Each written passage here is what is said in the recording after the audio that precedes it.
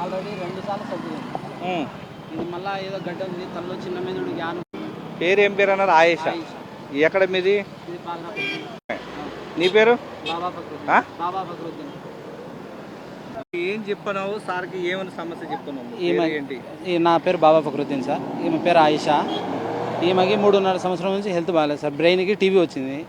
First సారి surgery అయినప్పుడు sir మనకి help చేసినారు ఇంతకుముందు వచ్చినప్పుడు. ఇప్పుడు రెండోసారి మళ్ళీ సర్జరీ అయింది సార్. పెద్ద సర్జరీ అయింది.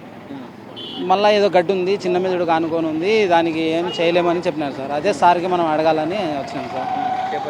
చెప్పాను సార్, రేపు ఒక్కరోజు వదలండి, మన సార్ అవినాష్ సార్ ఉంటారు, వాళ్ళకి పోయి కలిసండి, మీకు హెల్ప్ చేస్తారు ఖచ్చితంగా అని చెప్పినారు సార్.